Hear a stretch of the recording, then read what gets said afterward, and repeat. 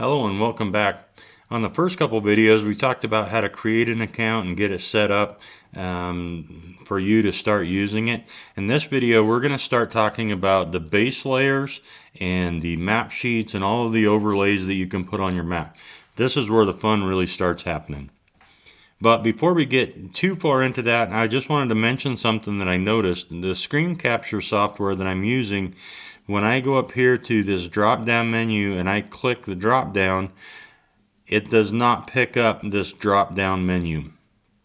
So you might see me click on that, you might see my mouse move around, and then all of a sudden it will magically change to a completely different map and it will say something different here.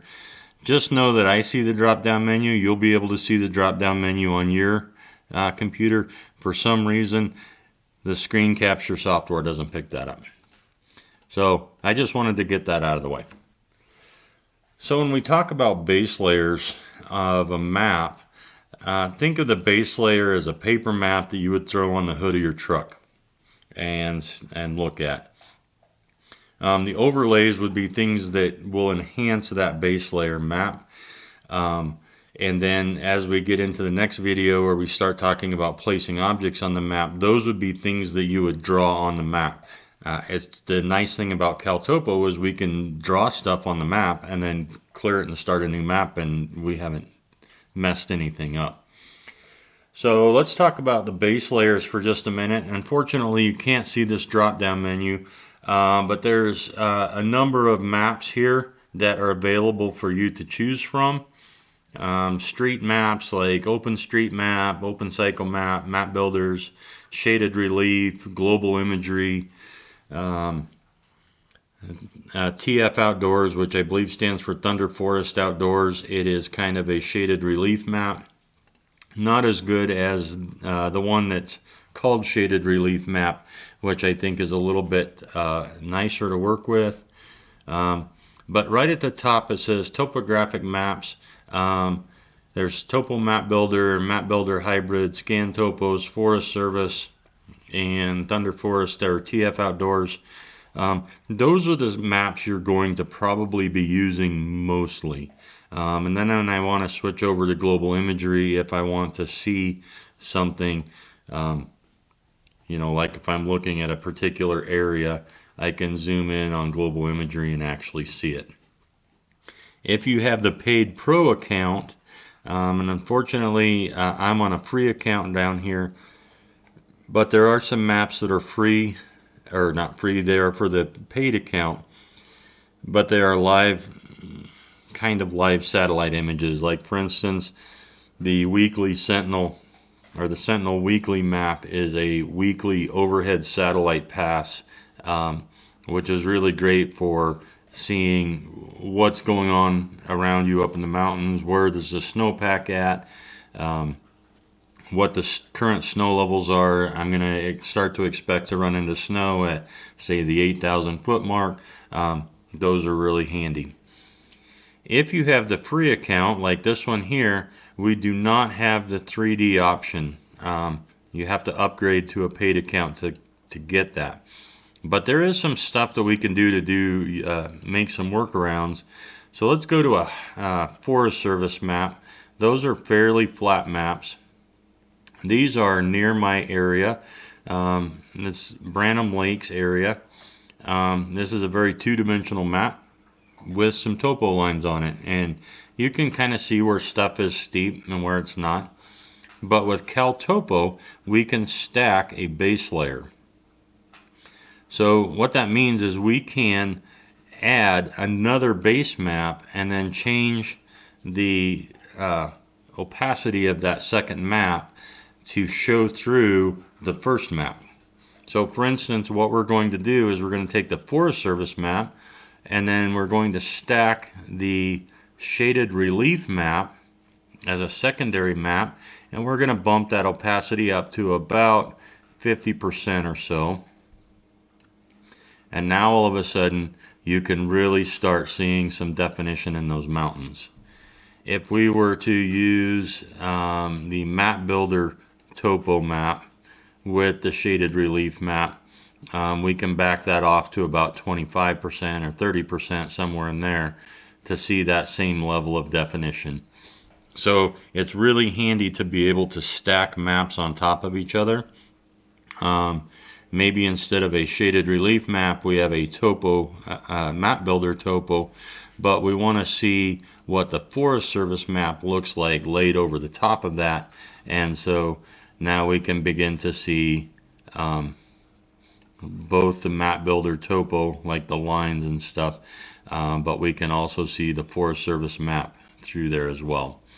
So, or maybe we want to take a global imagery map, but we want to lay a Forest Service map over the top of it, so that we can kind of get an idea of what Forest Service maps look like over actual terrain. So that's kind of the advantage of being able to stack maps. There we go. So we're going to leave that just like that for the moment. And we can stack as many base layers as we want. Sometimes it gets too jumbled, so you'll find that combination of maps that you really like to work with. Below this is map sheets. Now these are like a sheet that we can stack over the top of that map. So for instance, we're going to use the Beaverhead Deer Lodge motor vehicle use map for the Tobacco Root Mountains, and we can also increase the opacity of that. Let's just go ahead and crank that all the way up just so that we can see the whole thing. So this would be the map that you would go to the Forest Service and pick up a little foldable map, and it would tell you what trails you can ride on. Well, it has been geo-referenced in the PDF for this particular map, and so it lays right over the top of actual terrain where it is supposed to be. Like, so for instance, here in the the motor vehicle use map, we see the Twin Lakes up here and the road that goes into it. But if we turn that down, we can see that on a map exactly where those lakes are, and if we went to global imagery, we could actually see those lakes, but turn the motor vehicle use map up. So those are map sheets, and maybe in a later video we'll actually get into how to create those map sheets. You can create your own sheets that would be useful to the area perhaps that you want to specifically explore, or if you're using a search and rescue mission. So we're going to go ahead and turn off those map sheets. If we want to get rid of them, we just click the red X there. And then on down the rest of this side over here, there's a whole bunch of overlays that we can put on these maps. And you can just check and uncheck these as you feel like it. If we want some contour lines on there, those show up really well. Map builder overlays, it's the map builder roads. Public lands, we're going to zoom out just a little bit. You might have seen that turned green.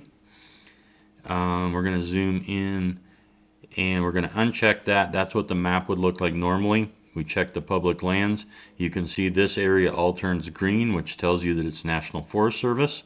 This kind of pinkish salmon color here is BLM, and the purple areas here are state lands. So there's a little legend down at the bottom that tells you what those colors mean. We may use structures in a search and rescue mission. Now all of those little orange dots, this is the town of Sheridan. Those orange dots are all structures of some sort. The motor vehicle use map overlay is not terribly useful in my experience. Not sure what the recreation one is. Looks like there's some trails in there for mountain biking that showed up, green and blue trails. Those might be kind of handy. Fire activity is a satellite overview of different satellites that look for heat, and you can actually see fire maps that are current fire activity in the area. And then the fire history is fires that have happened in the past. So for instance, we'll uncheck that. That goes away, you check it again, and you'll see that in 2024, there was a Pedro mine fire up near the Branham Lakes area. So if you're to be in that area, you could expect some burned trees, probably down timber, loose rocks, just areas that we would want to be cautious while we're in. Sun exposure, cell coverage. The cell coverage map is kind of based off of the cell service providers documentation for marketing purposes. It's pretty accurate, but it gives you an idea where you may or may not get cell coverage. Weather shading, down here, all of the tracks that you lay in with your mobile device, which we'll get into a little bit later, they can show up. Just some stuff. Check and uncheck those boxes and see all of the different options you have just to get a map there to get done exactly what you want to get done. A lot of stuff in there, so just explore that on the side. You can't hurt anything, so go in there and just have some fun. Alrighty, well, the next video we will talk about objects on a map and things that we can put on the map. So we'll see you in the next one.